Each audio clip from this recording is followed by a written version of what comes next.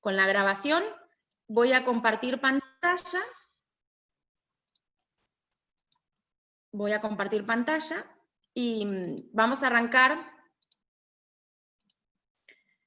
Yo habitualmente les voy a ir preguntando si ven la imagen, aunque me hagan así con la cabeza así, ya estoy perfecto porque yo no veo si ustedes visualizan lo mismo que estoy viendo yo. Bueno, este es un PowerPoint donde voy a explicar muy brevemente cómo se hacen estas técnicas. Ay Dios, tengo 2 personas, voy a ir admitiendo, y vamos a arrancar. Para mí es medio complicado ir haciendo las 2 cosas al mismo tiempo, les pido 1000 disculpas. Pero bueno, vamos a arrancar con marzo, que es un mes donde todavía hace ciertas temperaturas, donde el cambio del clima no modificó, pero sí modificó algo muy importante para las plantas, que es la durabilidad del día. Los días empezaron a cortar, por más que hagan 30 grados de calor, las plantas empiezan a sentir por estos días cortos que comenzó el otoño. Por lo tanto, hay ciertos trabajos que tenemos que hacer en este mes que son adecuados para esta fecha, porque las plantas empezaron a bajar sus procesos metabólicos, empezaron a hacer un cambio en los sistemas hormonales, empezaron a modificar los contenidos que tienen las hojas, y esto hace que estos cambios nos permitan a nosotros poder empezar a meter mano en nuestro jardín y empezar a trabajar. Entonces, lo primero y lo más llamativo es que marzo es un mes donde debemos podar los cercos perimetrales. ¿Por qué hablo de podar los cercos perimetrales en marzo y no por ahí en el invierno?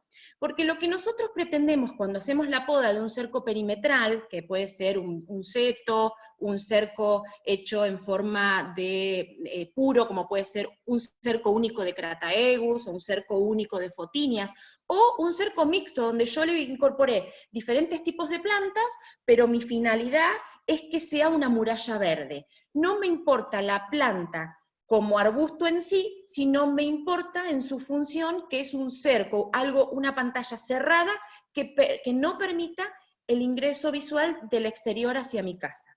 Cuando yo tengo este tipo de cercos, donde yo lo que pretendo es una pared, una muralla, por lo general lo que se hace es podarlo para darle una forma en particular. Entonces, este tipo de podas siempre se recomienda hacer en el mes de marzo, sobre todo fines de marzo, porque yo agarro a la planta en este cambio de días, y la planta comienza a tener ciertas características, como por ejemplo, empieza a bajar sus procesos metabólicos y empieza a entrar en un otoño, por más que la planta sea perenne. Entonces, si yo en este momento le produzco una poda, que está todavía en verde, que todavía hay temperatura, la planta va a sufrir un pequeño estrés. ¿Qué quiere decir? Va a sentir como que algo le está pasando, ¿no? De que no es natural, no es en el momento justo, entonces yo le realizo una poda castigo, que así es como se le llama, y esa poda castigo lo que va a hacer es que la planta se detenga.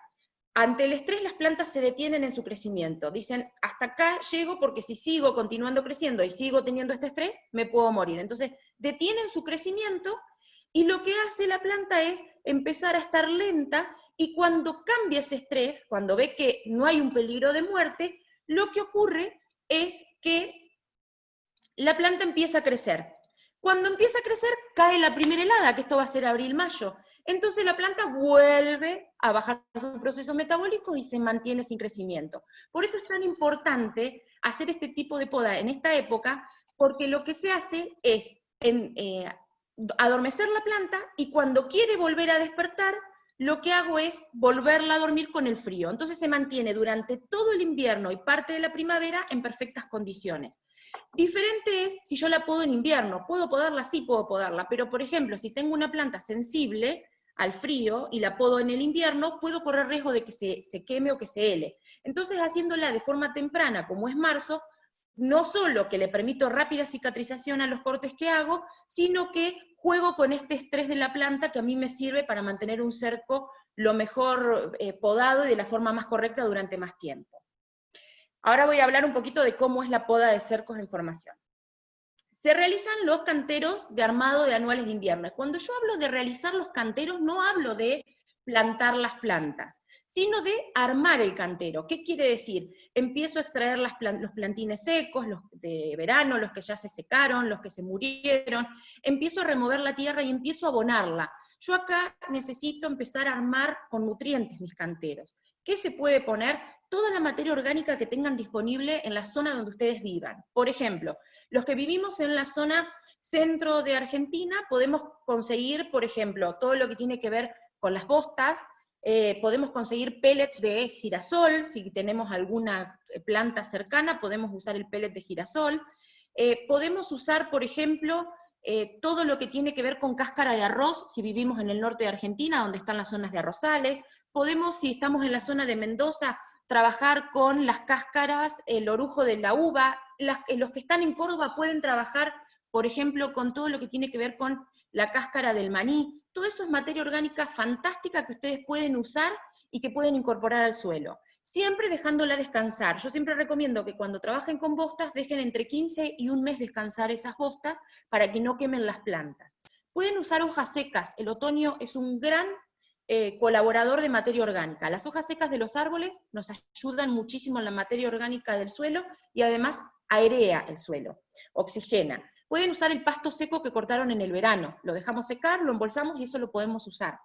Podemos usar los restos de comida, compost, humus de lombriz. Eso lo que se recomienda es incorporarlo al suelo, mover la tierra y dejarlo descansar, para que si hay algo fresco, al momento de abril que yo cambio los plantines, eso que estaba fresco se terminó de compostar y al momento de que yo planto no surge ningún inconveniente de quemado de la planta. Acá hay otra cosa que dice, preparamos la cama de siembra en la huerta. Bueno, marzo es un momento donde empezamos a sembrar todo lo que es plantines de hoja y todo lo que tiene que ver con la huerta de bulbo. Los que les gusta la huerta saben que por ahí la huerta de invierno no es la más divertida, no es la más colorida, porque todo lo que se produce es subterráneo, en el caso de lo que es zanahoria, cebollas, rabanitos, remolachas, y lo que está arriba es todo hoja. No hay frutos como por ejemplo en el verano donde tenemos pimientos, donde tenemos berenjenas, zapallos, entonces por ahí es más aburrida, por decirlo de una manera, pero sí la podemos empezar a preparar en marzo, y lo que tiene de bueno la huerta es que uno puede plantar todos los meses para tener verduras frescas durante todo el invierno. Pero sí la tenemos que preparar. La materia orgánica que se usa es exactamente la misma que para los canteros de invierno, y yo recomiendo mucho la hoja de ciprés, que es ese pino, esa variedad de conífera que tiene una pelotita redondita de color madera, que es bien chiquitita, todo eso es fantástico. Los que viven en Córdoba, yo sé que ahora se dejó, no se permite más, pero todo lo que tenía que ver con la hojarasca o el mantillo, que se sacaba de los montes naturales, eso era excelente, pero bueno, obviamente hicieron un desastre, algunos productores sacando demasiado, y eso hizo que se erosionaran los suelos, y bueno, se produjo un montón de problemas a nivel ecológicos que ahora se prohibió, la extracción está regulada. Pero bueno, si ustedes tienen en su casa, esto lo pueden sacar y pueden usarlo. Otra cosa que se empieza a hacer en marzo es empezar a usar el mulching. Mulching es algo fantástico, es la imagen que ustedes van a ver abajo. ¿Qué es el mulching? Mulching en inglés es frazada, es cobertura. Es algo que el día que ustedes lo comiencen a usar, yo sé que muchos de ustedes seguramente ya lo hacen, van a encontrar que resolvieron muchísimos problemas de lo que tenía que ver con la estructura y el riego de su jardín. El mulching no es ni más ni menos que aplicar una capa de aproximadamente 5 o 6 centímetros de material verde, en lo posible vegetal. Pueden hacerlo con plástico, pero a mí me gusta que lo usen con material vegetal, porque eso le va a permitir mayores ventajas. Ejemplos, ¿qué ventaja tiene? La primera ventaja que tiene de usar mulching o cobertura vegetal es que aporta materia orgánica. Todo lo que yo encuentro de las hojas secas del invierno, las voy a empezar, en vez de a tirar o a quemar, las voy a empezar a poner sobre mis canteros. Eso va a hacer que arme una cobertura bastante espesa, y ese material que se va a empezar a descomponer, porque estamos hablando de material vegetal, va a producir una compostación, se va a descomponer y va a empezar a aportar nutrientes. Solito va a empezar a liberar nutrientes en el suelo. Por lo tanto, la fertilización no la voy a necesitar hacer, porque solo está este material vegetal de cobertura produciendo materia orgánica. ¿Qué otra ventaja tiene en esta época poner este material vegetal, este mulching, sobre la superficie de nuestros canteros? Pueden ser hasta los hoyos de los árboles y de las macetas también. Mantener la temperatura. Ustedes saben que en el invierno la temperatura de la tierra aumenta, esto hace que haya mayor temperatura en relación con el aire exterior, y este mulching va a ser de especie de frazada, de que quede esa temperatura y no se escape hacia el exterior. El sistema radicular va a tener mayor temperatura y va a tener mejor desarrollo.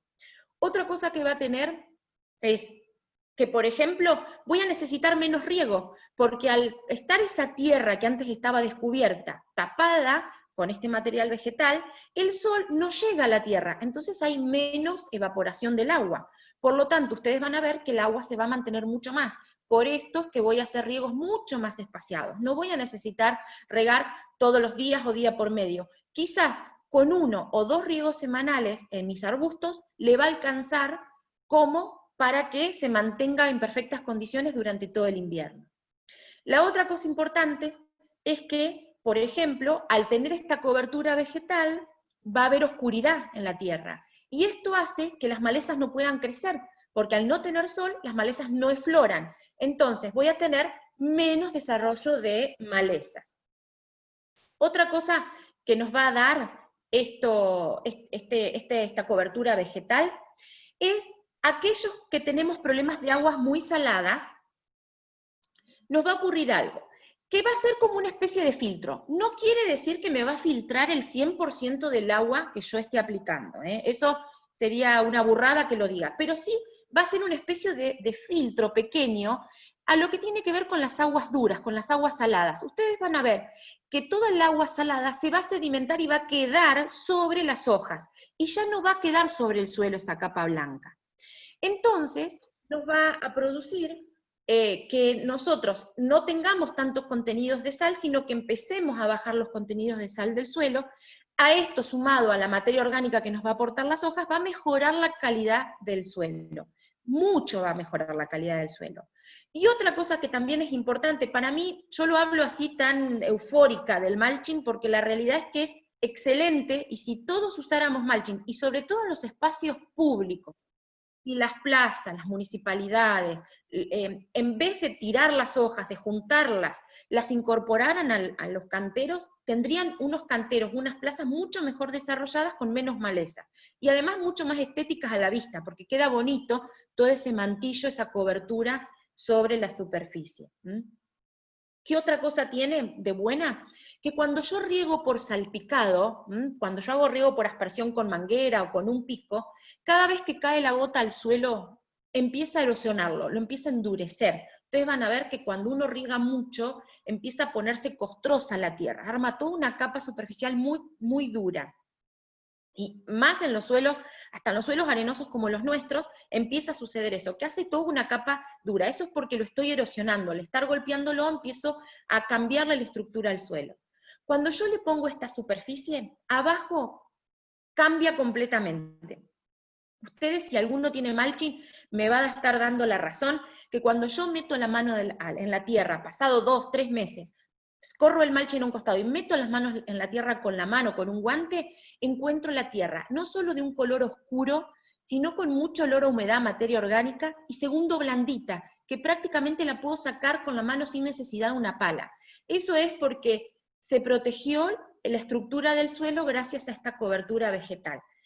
Es importante que la ubiquen ahora en marzo. Si no lo hicieron lo pueden hacer ahora, no es que hay una fecha en particular, pero yo siempre elijo marzo por las temperaturas cálidas de la tierra. Y luego hay que volverla a hacer en septiembre, porque esto se va desgastando con la materia orgánica, esto se va descomponiendo y se va haciendo cada vez más finito, entonces hay que incorporarle materia orgánica. Pero háganlo porque queda muy estético. Muchos usan chip de madera que se compra en bolsas, eso también se puede usar, pero si podemos reemplazarlo con un material que sea gratis, que lo da la naturaleza y que lo estábamos tirando, mucho mejor. Pero el chip de madera también sirve. Yo siempre digo que hay que ser amigo, hacerse amigo de alguno que tenga panadería a horno a leña o alguno que venda leña, porque los leñeros, como le llamamos nosotros, ellos una vez o 2 veces al año limpian el lugar, sacan toda la leña y sacan toda esa tierra llena de chip y de madera. Eso es oro en polvo. Ellos lo tiran y para nosotros es un regalo maravilloso para el jardín. Eso ustedes, si los consiguen, cuando ellos limpian, les pueden pedir que les traigan todo ese desperdicio que es para ellos y para nosotros es materia orgánica pura, y pueden usarlos también en el jardín. Yo, si quieren, después muestro más fotos y van a ver distintas alternativas que son maravillosas. Obviamente hay gente que seguramente me está escuchando ahora que hace otras alternativas, eso lo vamos a ir escribiendo en el chat, así después lo podemos ver, porque está bueno compartir también ideas o métodos de jardinería que tengan otros que son válidas también. ¿Qué otra cosa comenzamos a hacer en marzo? Bien, todo lo que tiene que ver con la resiembra de céspedes de invierno. Ustedes saben que en el invierno podemos hacer siembras de céspedes que nos mantengan la carpeta verde durante todo el invierno, y esos son los ryegrass. Podemos encontrar el ryegrass perenne, que es un césped que va a estar tanto en el invierno como en el verano, o el ryegrass anual, que es un césped que solo va a funcionar en el invierno. Y el ryegrass anual se compra en cualquier semillera porque es el que se usa para las pasturas. ¿Qué quiere decir? Es el que se usa para engordar los animales. Por lo tanto, yo voy a un lugar donde vendan semillas de cereales y lo puedo conseguir. Lo importante es la dosis que se usa. Nosotros tenemos que trabajar con una dosis, tanto en el perenne como en el anual, de 5 kilos cada 100 metros cuadrados. O sea, 10 por 10 son 100 metros cuadrados. En esa superficie yo tengo que utilizar 5 kilos de ryegrass perenne. Lo ideal es sembrarlo fines de marzo, porque todavía tenemos temperaturas cálidas y esto hace que germine rápidamente. En 10 días yo ya tengo toda la cobertura verde impecable. ¿Qué es lo que yo siempre recomiendo cuando hacen siembras de céspedes? Es siempre abonarlo, aplicarle un fertilizante que también se consigue fácilmente y que es muy económico, que se llama fosfato diamónico. Este fosfato diamónico se usan solo 2 kilos cada 100 metros cuadrados, y lo que se puede hacer es, si yo tengo un terreno pelado, primero voy a aplicar el fertilizante y arriba voy a sembrar. ¿Por qué? Porque una vez que yo tiro la semilla en un terreno pelado, no lo puedo pisar. Entonces no puedo después ir caminando para tirar el fertilizante. En cambio, si yo tengo una gramilla, un pasto que ahora se me va a morir en el invierno, pero quiero tener un césped verde en el invierno, lo que voy a hacer es lo siguiente. Voy a agarrar mi máquina de cortar el pasto y la voy a bajar todo lo más que pueda. Lo voy a bajar bien bajito para que cuando yo corte prácticamente rasure o raspe toda la gramilla que está en superficie. Lo voy a cortar con bolsa. ¿Qué quiere decir? A mi máquina de cortar le voy a adherir la bolsa para que todo lo que corte lo chupe, no lo tire en la superficie. Una vez que hice ese corte, voy a agarrar la escobilla plástica y voy a barrer la superficie como si estuviera barriendo hojas. ¿Eso qué va a hacer? Que cuando yo pase el escobillón plástico por encima de la gramilla o por encima del pasto que tenga, raspe la superficie que hay entre la gramilla, amarilla o verde, y la tierra. Hay una capita entre la planta y la tierra que nosotros le llamamos touch, que es una capita marrón clarita, que es sedimento de las hojas viejas que fueron cayendo de los sucesivos cortes. Si ese touch, esos centímetros que tienen de materia orgánica o de hojas muertas de la gramilla, no se remueve, cuando yo tiro la semilla, la raíz no alcanza a entrar. Entonces, sí o sí, necesitamos hacer esto para que cuando yo tire la semilla sobre la gramilla, cuando germine, pueda atravesar la raicita y agarrarse en el suelo. Si es este caso donde yo tengo una gramilla vieja, un pasto viejo, y le voy a tirar el ryegrass perenne, lo que vamos a hacer es sembrar primero y después tirar el fertilizante. ¿Por qué? Porque cuando yo pise para tirar el fertilizante, lo que estoy haciendo es aplastando la semilla contra el suelo y permitiendo que tenga mayor posibilidad de ingresar a la tierra. Si no, lo que yo siempre les digo, terminamos de sembrar, terminamos de fertilizar y caminamos mucho por arriba del pasto, esto va a hacer que nuestro peso ayude a aplastar la semilla contra el suelo. Y después, lo fundamental es el riego. Todos los errores de la siembra del césped son en el riego.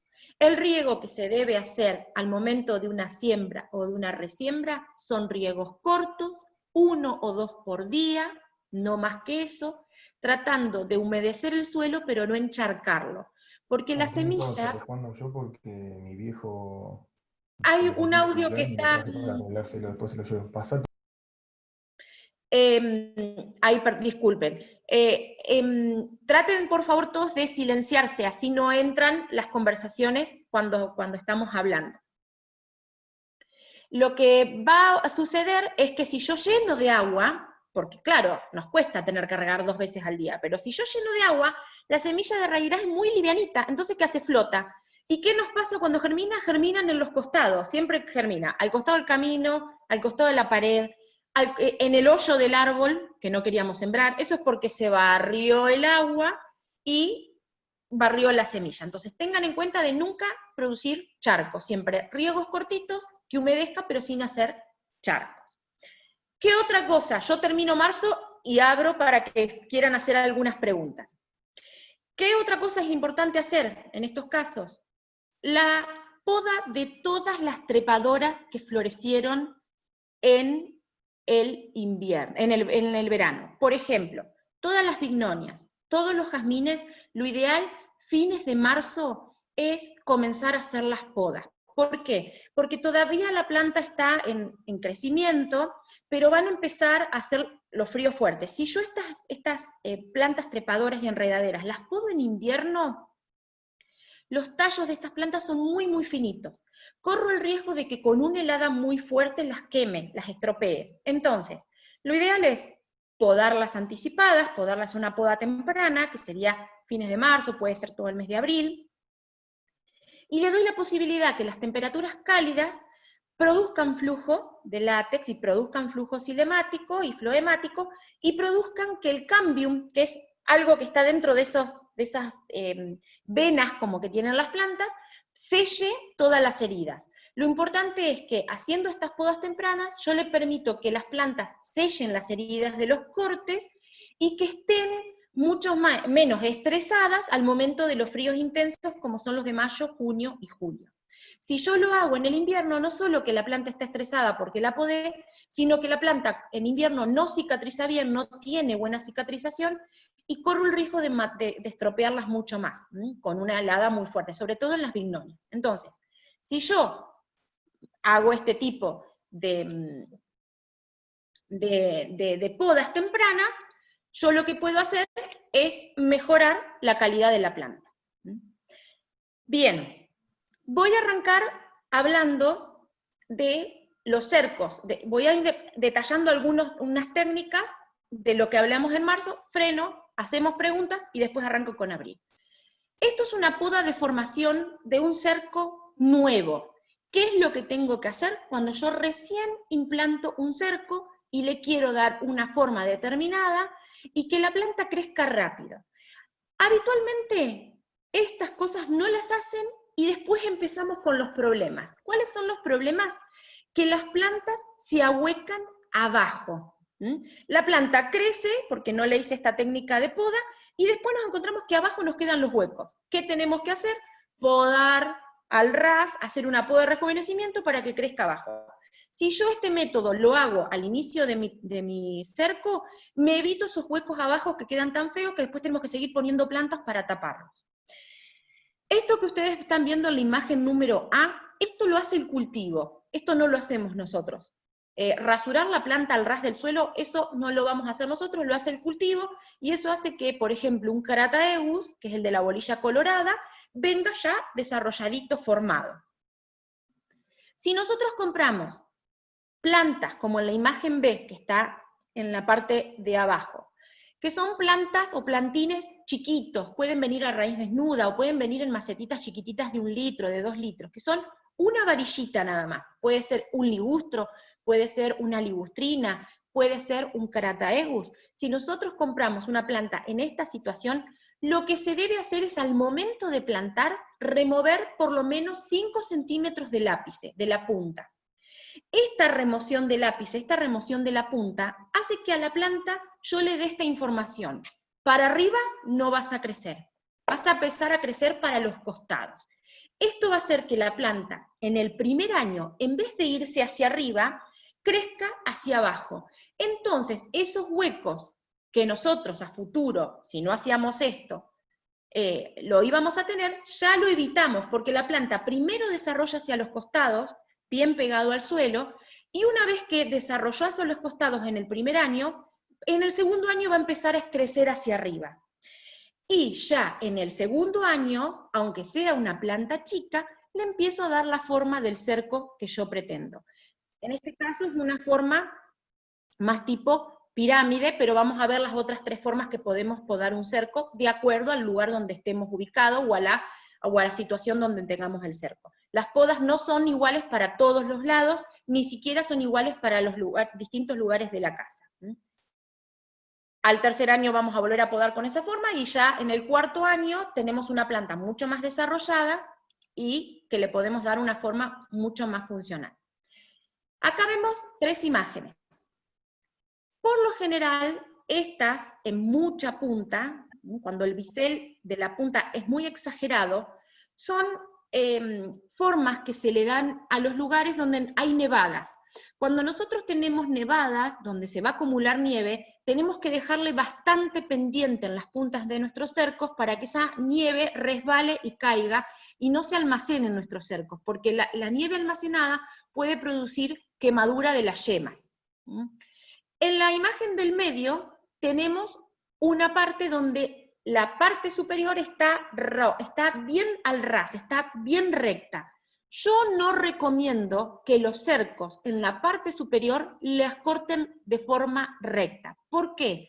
Porque si estamos en una zona donde hace mucho frío y bajan las temperaturas, mucho, 5, 10 grados bajo cero, ¿qué pasa con las yemas internas? Se secan, se queman por el frío. ¿Y qué nos empieza a pasar? Se empieza a secar por dentro nuestro cerco y nos encontramos que el cerco está verde por fuera y adentro todo muerto.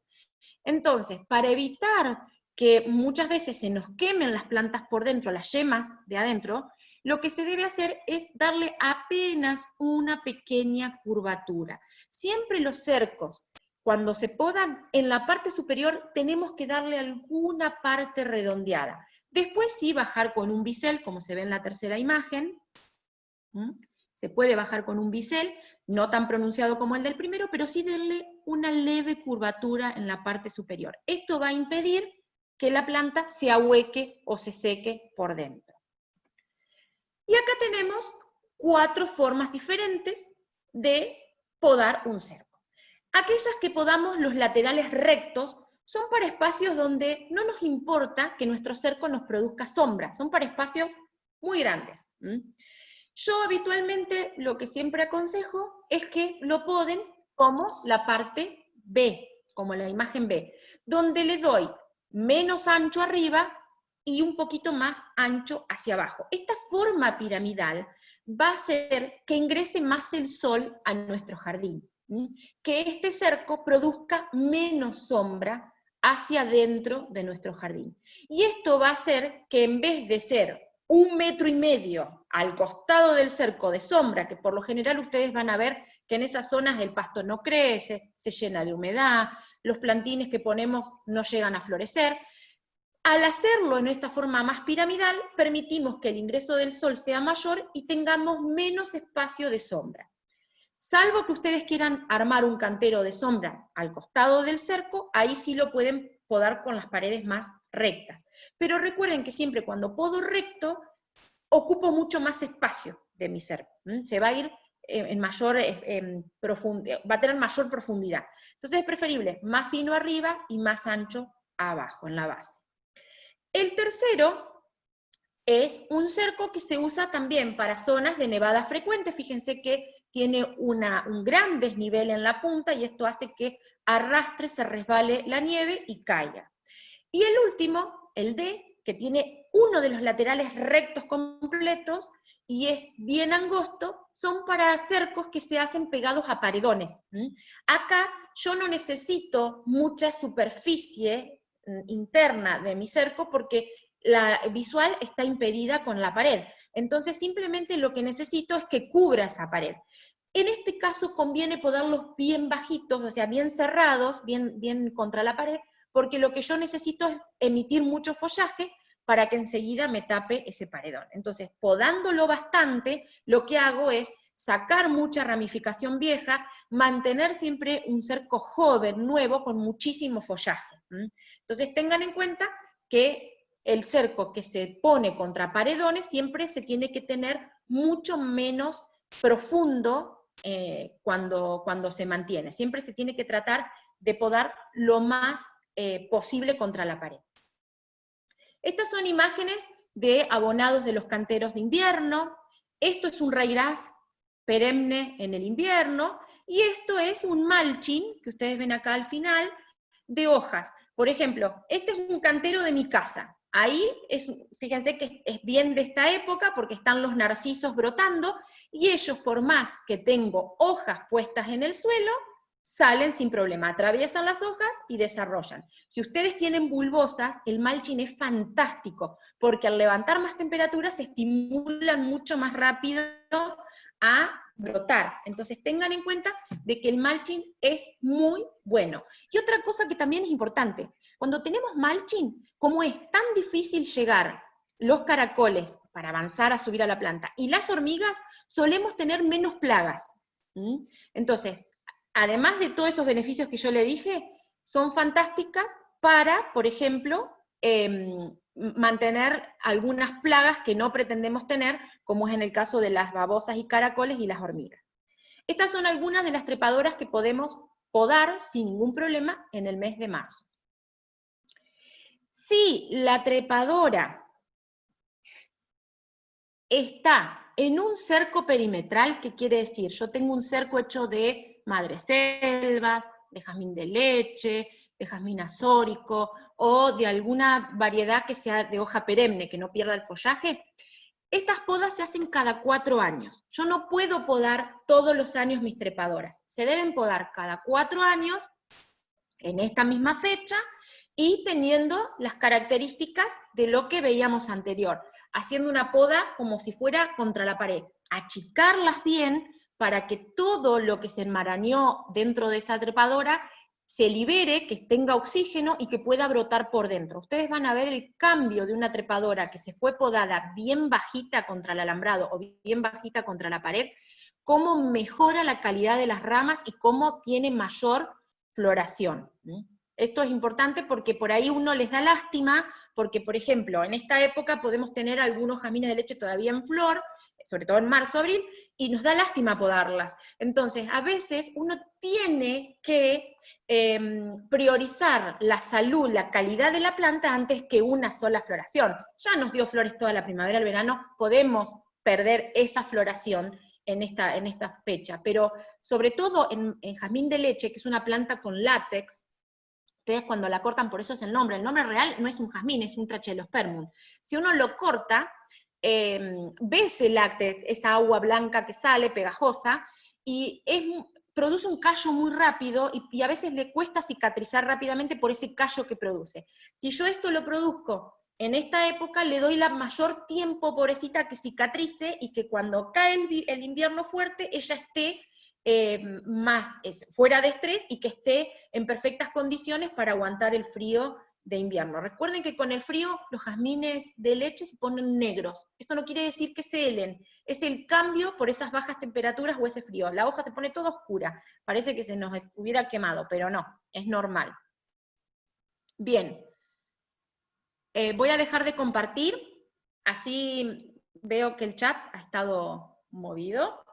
No sé si alguno quiere, voy a ver si puedo ver las preguntas que tuvieron sobre esto.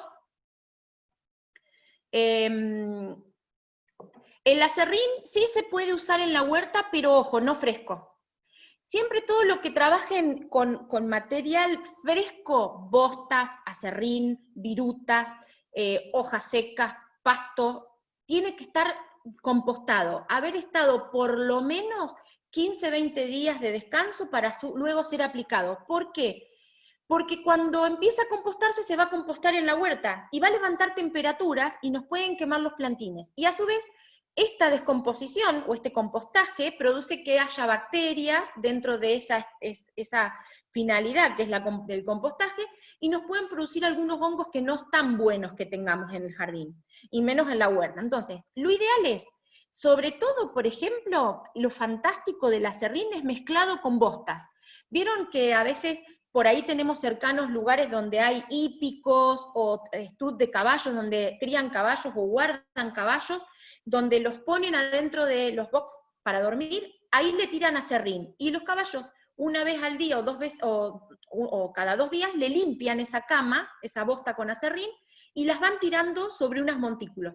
Lo ideal es poder ir con una pala y una bolsa y levantar esa bosta porque tiene muchísima materia orgánica. Lo que hay que tener en cuenta cuando trabajamos con este tipo de bostas y estos acerrines, que como los animales están alimentados a fardos, puede salirnos alfalfa, porque la alfalfa por ahí suele pasar alguna semillita y no germina, pero la levantamos con la mano y se termina el problema. Pero sí, se puede usar sin ningún tipo de problema. La hoja la pueden usar entera o la pueden moler con la misma máquina de cortar el pasto. Yo a veces paso, si la hoja es de álamo, que son hojas muy grandes, o de tilos, las dejo todas arriba del pasto y le paso por arriba con la máquina de cortar pasto y la muelo. Y eso lo puedo usar. En el caso de las hojas no necesito compostarlas, las puedo usar así como vienen porque ya prácticamente está compostada, ¿no? A ver, ¿alguna otra pregunta? Bueno, los centímetros ya los dije. El pasto siempre, si lo van a tirar en los canteros, nunca da fresco. Es lo mismo que dije. Agarran y tienen que dejarlo secar un poquito por esta misma causa de que se composta y forma un hongo blanco que por ahí puede ser complicado. En un cantero puedo tener en cuenta, si quieren más fácil. No, el Equisetum, yo les explico, el Equisetum no es una planta, es un helecho, es una heterodófita. Es de la familia de las pterodófitas, tiene una estructura huecada y es muy sensible al quiebre. Entonces un viento fuerte, rozo la planta por el costado y la quiebro, pero ¿qué tiene de bueno? Que eso que quebré lo entierro y tengo una planta nueva. Entonces, no hay algo que haga que el Equisetum se quiebre más o menos por estar en agua o en suelo. Ojo con el Equisetum, no es una rizomatosa, pero sí es una pterodófita, por lo tanto va a brotar y va a salir por todos lados. Es más, suele pasar que pasa por a través de las paredes de un vecino a otro y nos aparece en nuestra casa y nosotros nunca plantamos Equisetum. Así que tengan en cuenta que muchas veces vamos a encontrarnos que la planta sale desmedida. Pueden controlarlo, no es una caña de bambú, por ejemplo, que es imposible de controlar, pero sí hay que tener en cuenta de controlar bien el Equisetum con una pala, de ir extrayéndolo, porque si no se hace un desbande y ahí sí que no lo vamos a poder desarrollar mucho más. No sé, me es muy difícil leer y contestar, parece que, bueno, muchas de las cosas las fui contestando. Bueno, acá dicen que tienen una Santa Rita. El pino limón son resistentes al frío, la Santa Rita no. Para nosotros, en La Pampa y en la zona de La Pampa, para abajo, para lo que tiene que ver con la Patagonia, es una planta exótica. Es una planta muy bonita, pero en su lugar de origen, que es Brasil, Misiones. Acá se nos hela, por lo tanto, todas las plantas que son sensibles al frío, y ahora las enumero: Santa Rita, jazmín del cielo, si tenemos, por ejemplo, jazmín jasminoide, que también es muy sensible al frío, alguna otra trepadora que sea sensible al frío que me acuerde, pasionarias del norte, esas que son rojas, todas esas no se pueden podar en marzo. Esas las vamos a podar pasada el invierno. Mediados o fines de agosto es la época ideal de poda. ¿Por qué? Porque esta planta es sensible al frío. Si yo a mi Santa Rita la podo ahora, me la llevo a un invierno sin ningún tipo de ramificación.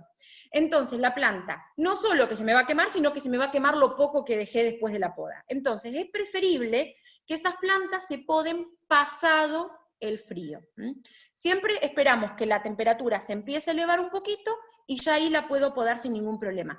Tengan en cuenta que en nuestra zona de la provincia de La Pampa o la zona de la Patagonia, siempre es recomendada a las plantas sensibles al frío hacer las podas en agosto, inclusive la de los árboles, jacarandá, lapacho, palo borracho, todas esas plantas debemos podarlas fines de agosto, aunque no hayan brotado, ustedes empiecen a podar en esa época, porque es la forma de garantizarnos de que lo que dejemos después de una poda no se nos hele. Bien. ¿Alguna pregunta más? El pinito limón no tiene problema con el frío, tiene otro problema que es el exceso de agua, que le agarra un hongo y los pudre y los mata. Y acá me dice, tengo de secreción vicio. Bueno, en estos casos, ¿qué podemos hacer? Vamos a suponer, tengo un cerco que me olvidé que lo tenía, pasaron años sin podar, y ahora se me ocurre de que quiero darle una forma prolija y tipo topiaria. Bueno, eso no se puede hacer en una poda. ¿Qué vamos a hacer? Vamos a realizar una poda primero de formación o de rejuvenecimiento. Le voy a dar una poda bien cerrada, le voy a tratar de sacar la mayor cantidad de follaje, no todo, sino la mayor cantidad de follaje. Eso va a hacer que en la primavera tenga una brotación desmedida. Ustedes van a ver que brota, que es una hermosura. Y en noviembre, que es la segunda poda del cerco perimetral, los cercos no se podan en primavera, se podan fines de primavera como es noviembre, porque necesito darle una poda castigo cuando mayor calor hace, ahí le voy a empezar a dar la forma que yo pretendo. Nos va a llevar por lo menos 2 o 3 podas para lograr tener esa forma redondeada de la punta. Cuando yo ya hice las cosas mal, no puedo en una poda hacer el cambio de años de un mal trabajo de nuestros cercos. Tengan en cuenta eso. Bien, hay un montón de preguntas, me agarro la cabeza. Bueno, los jazmines, acá me preguntan cómo lo puedo hacer que funcione, que vaya hacia arriba. El tema de los jazmines son enredaderas. ¿Qué quiere decir? No son plantas trepadoras. Las enredaderas necesitamos guiarlas. Las plantas trepadoras, si fuera, por ejemplo, una enamorada del muro, una hiedra, ella sola desarrolla, se va hacia arriba. En cambio, las enredaderas, si yo no las guío, el primer tiempo no tengo posibilidad de que desarrollen, se vuelven rastreras en algunos casos, se van hacia abajo de la tierra y se desparraman. Entonces, lo que vamos a tener que tener en cuenta es lo siguiente, vamos a agarrar y vamos cuando las plantamos por primera vez, siempre todas las plantas trepadoras que se compran y se plantan por primera vez, se les saca la caña. Error garrafal que cometen muchos es dejarle la caña que viene de cultivo. Eso, fíjense lo que dije, caña que viene de cultivo. Eso lo hacen los productores para que la planta no se desarme al momento de producir. Esa caña es simplemente de tutor para poder movilizarla hasta un vivero y que ustedes la puedan comprar. Pero la caña se debe sacar. ¿Qué pasa cuando no se saca? La planta empieza a crecer en círculos a través de la caña. La caña se quiebra porque es un material vegetal, pero la planta sigue creciendo en círculos. ¿Qué termina pasando? Se estrangula el tallo, y ustedes van a ver que en la mayoría de las trepadoras que no le sacaron la caña, del metro para abajo está pelada, y del metro para arriba está fantástica. Ese metro para abajo es donde está toda estrangulada. Empieza a crecer, empieza a crecer, empieza a crecer, parte de las ramas se estrangulan y se secan, y entonces se le empiezan a secar partes del cerco. Y ustedes dicen, ¿qué le pasa? ¿Está enferma? No, es que se les están estrangulando sus propias ramificaciones. Entonces lo que van a hacer es, siempre que compran una trepadora, sacarle la caña, abrir las ramas y ponerlas siempre, tanto en una pared o en un alambrado, a 1 metro de distancia del suelo, la primera rama. Si tiene 2 ramas, lo vamos a hacer en forma de V, lo más pegado al suelo, a 1 metro. Esa V, que ustedes la llevaron para una diagonal, va a hacer que las ramificaciones crezcan para abajo o para arriba. Entonces, sola va a cubrir toda la superficie de la pared o del alambrado. Entonces, tengan en cuenta eso. Si ustedes ya la macana se la cometieron y tienen una planta enroscada, tarde o temprano van a tener que hacer una poda drástica y bajarla por lo menos a 1 metro de altura esa planta para que toda esa ramificación se rejuvenezca y vuelvan a salir brotes nuevos para volver a formar el cerco. Yo les digo tarde o temprano porque muchos no quieren porque se quedan sin cerco, pero a veces hay que hacerlo porque si no directamente nos quedamos sin plantas. Tengan en cuenta que muchas decisiones que tomamos en el jardín fueron por malos desempeños nuestros, o de nuestros jardineros, o nuestros paisajistas, que cometieron el error de plantar mal las plantas. Entonces a veces uno tiene que tomar esa decisión drástica de decir, bueno, poda, rejuvenecimiento, bajo la planta todo lo más que puedo, para mejorar la calidad de la planta y volver a tener un cerco nuevo como lo tenía cuando inicié. Bien, tuyas, un problemón. ¿Por qué? Porque la tuya real, la tuya que tiene la hoja así como en palma, plana, que puede venir en forma recta así, o acostadita a las ramificaciones. Yo hago morisquetas, no sé si me ven a mí cuando hablo, porque yo estoy haciendo todas morisquetas, soy muy manual para hablar. Lo que pasa es lo siguiente, está teniendo un problema grave que se llama mal del ciprés, es un hongo mezclado con un insecto, que es un pulgón, que lo que hace es secar. Ustedes van a ver que sus tuyas empiezan a huecarse de abajo hacia arriba, se van secando, se van secando, se van secando, y si no hacen algo urgente, les aviso que se les van a morir. La forma de hacer algo urgente es hacer aplicaciones de 3 productos juntos en lo posible, un aceite emulsionable, un fungicida y un insecticida sistémico. Si pueden usar los 3 productos orgánicos, mucho mejor. Si no, tienen que volcarse al químico, pero 3 productos, los piden así: fungicida, aceite emulsionable, insecticida sistémico. El que encuentren, no importa la marca, no importa cuál producto sea, pero sí lo tienen que pedir de esa manera, y van a hacer 3 aplicaciones, una vez por semana, una aplicación, y eso va a hacer que el pulgón y la fumagina y el tizón desaparezcan. Lo que está muy quemado a veces no se recupera, no rebrota, pero bueno, por lo menos evitamos que esa plaga, que ese mal, avance sobre nuestros cercos y haga desastres.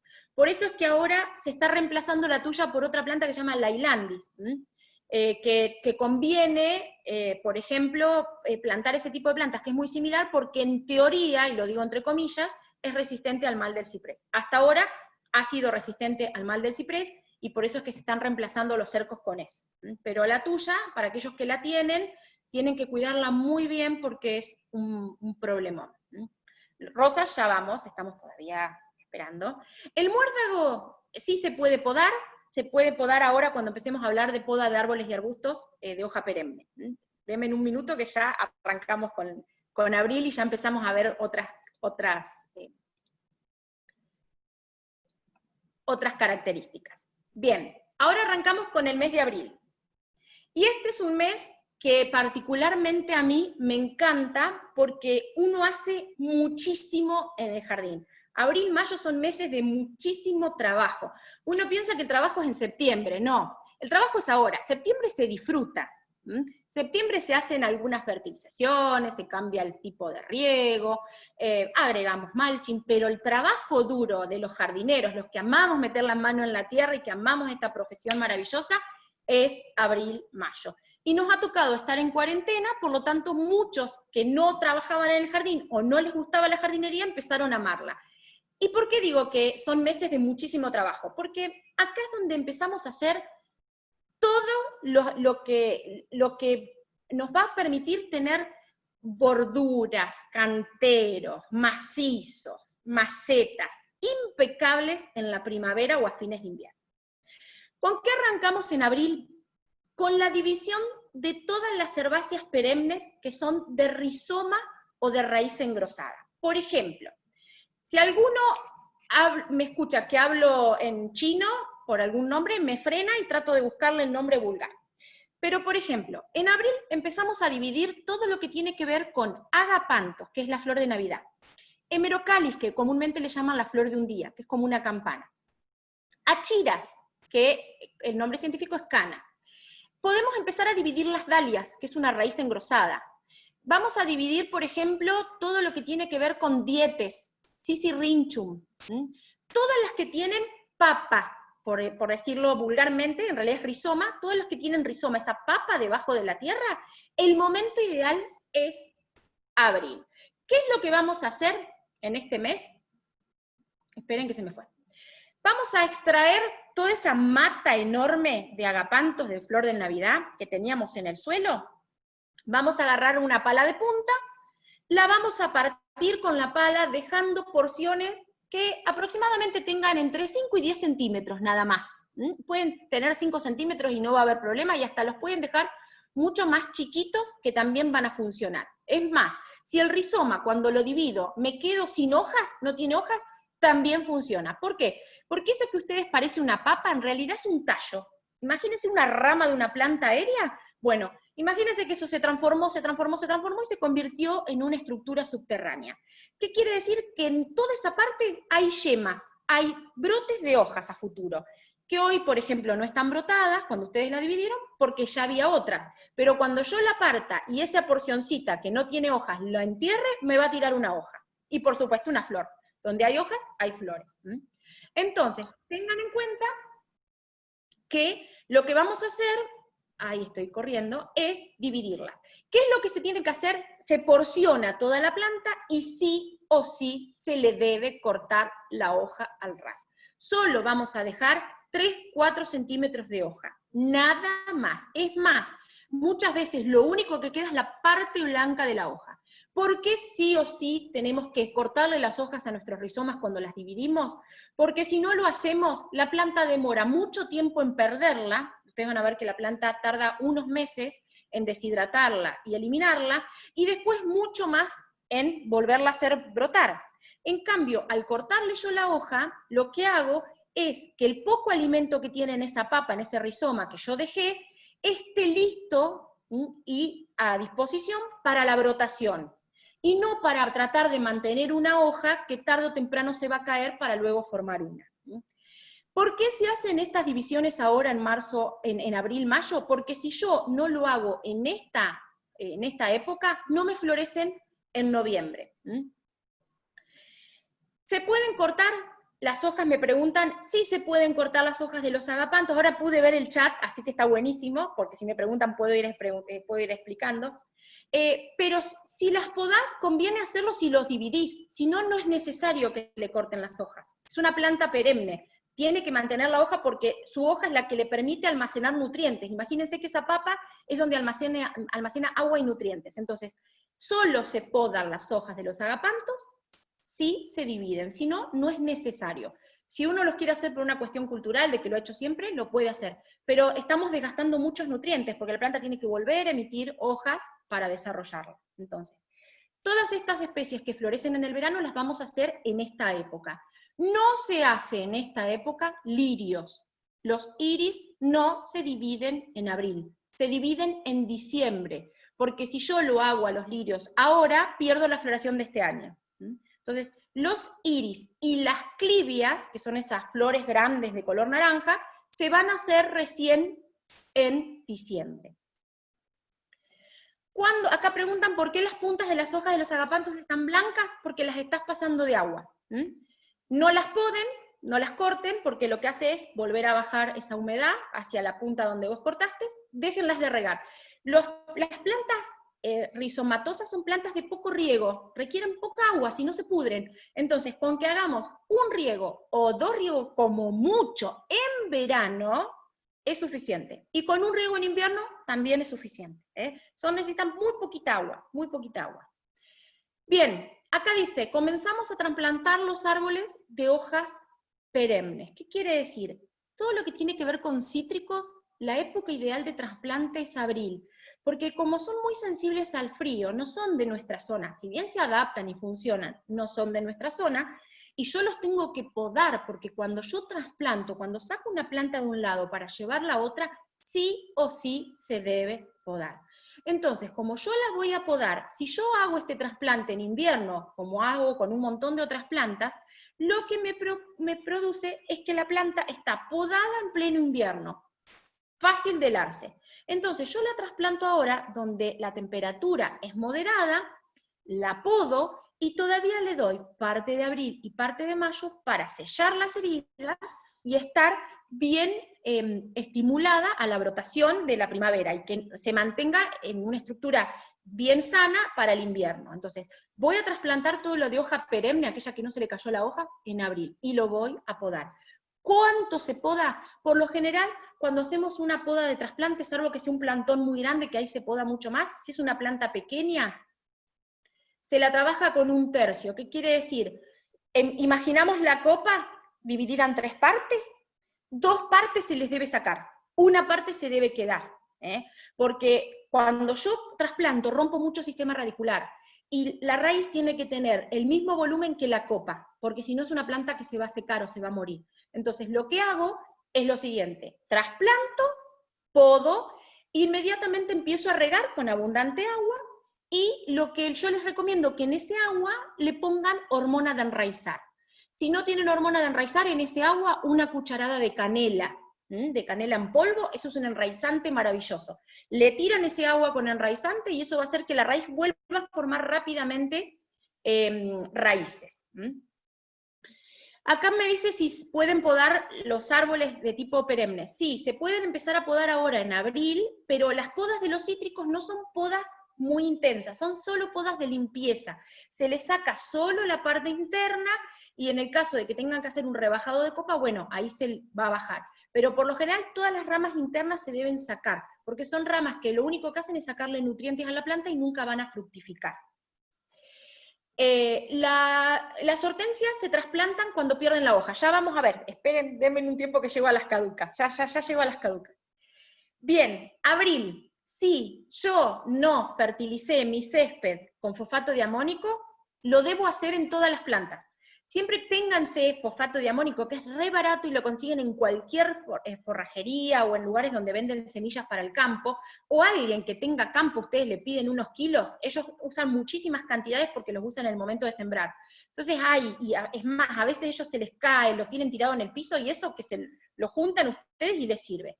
Vamos a fertilizar todo el jardín con 2 kilos cada 100 metros cuadrados. O sea, es muy poquito lo que tenemos que asperjar contra las plantas. Es una sal, por lo tanto, aplico el fertilizante y riego.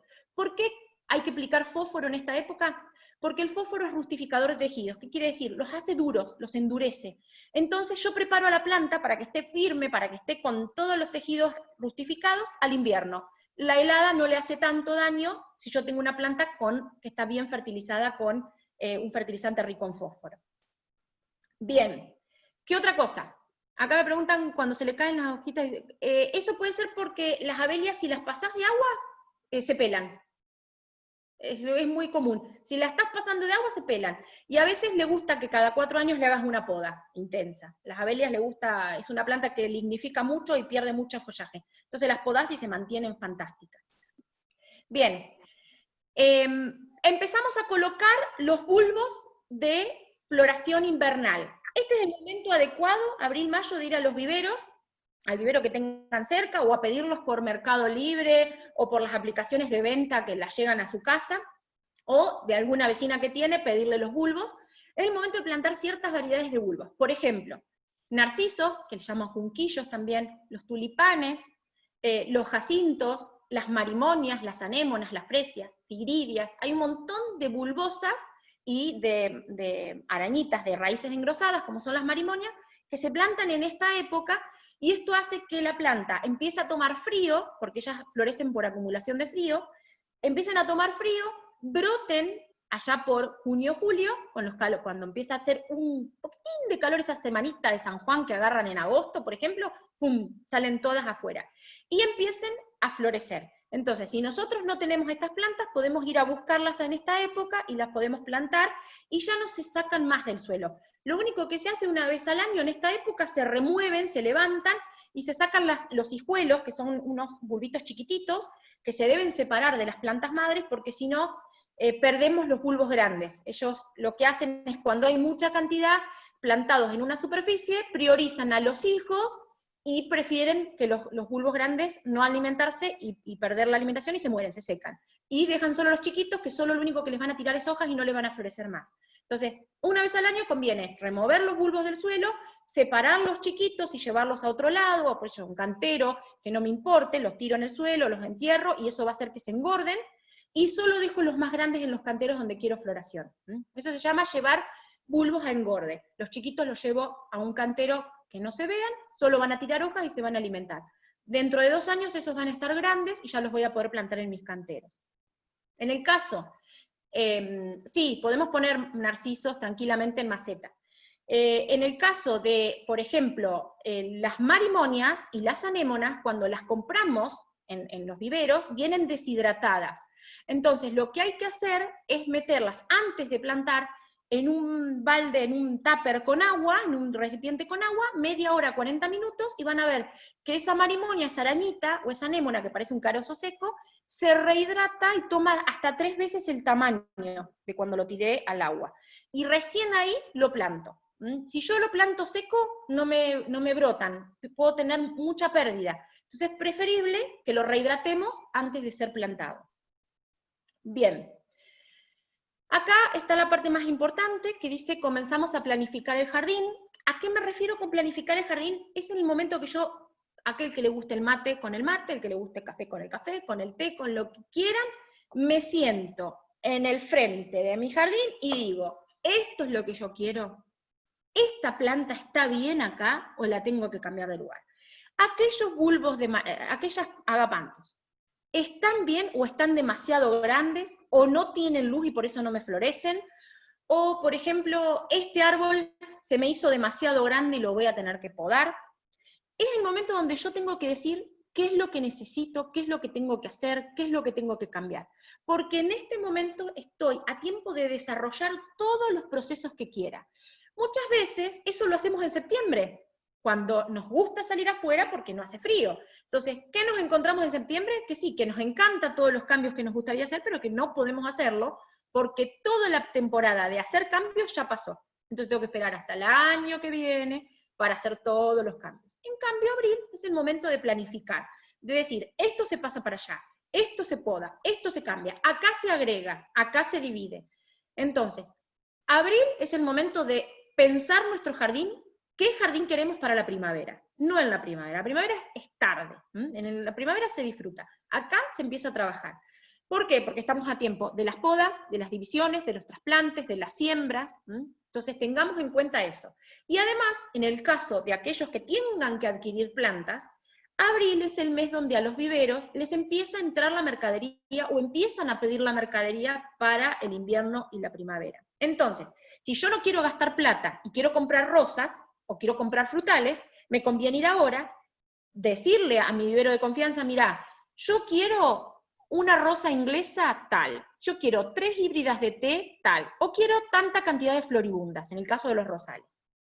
O quiero una cereza, una guinda, un durazno blanco, un pelón o lo que fuere. No los van a tener ahora, porque las frutales empiezan a entrar en junio. Pero sí le doy la posibilidad a ese vivero que me lo consiga, porque cuando ustedes en septiembre van cuando la planta ya se vendió, las mejores plantas en septiembre ya no están más, porque la época de comprar ese tipo de planta es junio, julio, en el invierno. Y además, porque a los viveros les llega raíz desnuda. Entonces, una planta, un rosal, que van a estar pagando 350 pesos en un vivero en septiembre, lo pueden pagar 180 en junio, julio, raíz desnuda. Y es un rosal que va a funcionar perfectamente bien, sin ningún tipo de problema. Nada más que no trae tierra y maceta, pero es la misma planta. Entonces tengan en cuenta que si lo planifican, pueden hasta ahorrar plata. Entonces tengan en cuenta eso, que es importante, porque uno tiene que empezar a hacer los pedidos anticipados para poder elegir en el momento justo que llegan, que es cuando tienen mayor posibilidad de elección, porque hay mayor cantidad de variedades y de plantas. Seguimos. Realizamos las podas de rejuvenecimiento de los rosales. Acá me preguntan el mito de la heladera. Sí, muchos lo que hacen es ponerla 1 o 2 meses en la heladera, sobre todo, bueno, si ustedes viven en las zonas norte, sí, les conviene ponerlos con turba dentro de la heladera o con arena rubia, los meten adentro de arena rubia y los ponen adentro de la heladera. En la heladera se usa el cajón de las frutas, que es donde tiene 5 grados, ahí lo podemos dejar 1 o 2 meses, eso va a hacer que acumulen frío y los podamos plantar. Es una muy buena técnica. Hoy en día, cuando los compramos, ya vienen preenfriados.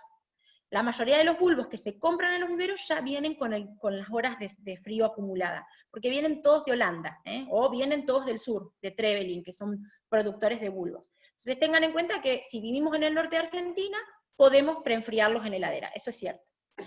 Bien, todo de rejuvenecimiento de rosales. Acá estamos hablando de rosas del año de María Castaña, que tenemos rosales que nunca nos animamos a podarlos, y que se hicieron todos marrones oscuros, que se lignificaron, y que solo tienen hojas arriba, y que todos los troncos están marrones. Bueno, esos rosales se los debe podar ahora. Más o menos se los tiene que dejar entre 50 centímetros y 80 centímetros del suelo. Acá cuando hacemos una poda de rejuvenecimiento en los rosales, no podemos ver la yema, porque estamos hablando de tallos lignificados, tallos que están completamente cubiertos de madera, de corteza. Las yemas no se ven, entonces no puedo definir si hay una yema exterior o una yema interior. Acá lo que se hace, lamentablemente, es tomar una altura. Se dice que a 50 centímetros, por debajo de esos 50 centímetros va a haber yemas. Entonces, si yo podo mi arbusto, mi rosal, entre 50 y 70 centímetros de altura, lo que voy a hacer es estimular a todas esas yemas dormidas que están en la madera lignificada, que van a volver a formar brotes nuevos, y al año siguiente, en julio, porque esto se hace en abril, en julio voy a extraer ya la madera vieja, dejando solo las nuevas. Y vuelvo a tener aquel rosal que tenía cuando lo compré hace muchos años atrás. Las floribundas, si están muy envejecidas, también se hacen podas de rejuvenecimiento en abril. Si no, las podas de los rosales tradicionales comunes, que están en perfectas condiciones, que solo se les debe hacer una poda, se hace en junio, julio. En realidad, en los meses más fríos. Ustedes, donde estén ubicados, en el mes más frío, es donde se debe podar. En el caso de Mendoza, sí, lo ideal es que pasen las nevadas, que pasen los fríos fuertes, y ya los pueden empezar a podar a agosto, antes de la brotación. Igualmente, en las zonas muy heladas, porque si no, lo que es en las zonas que están linderas a la pampa, también las podan en junio, julio. Las mini rosas, me preguntan acá, no se podan, solamente se limpian. Se limpian la parte interna, se rebaja un poquito la copa, pero no se les hace una poda tan drástica, porque las mini rosas no son hechas de injerto, son de esqueje, entonces tenemos posibilidad de que se nos sequen. En cambio, los rosales están hechos de injerto y tienen otro tipo de sistema radicular.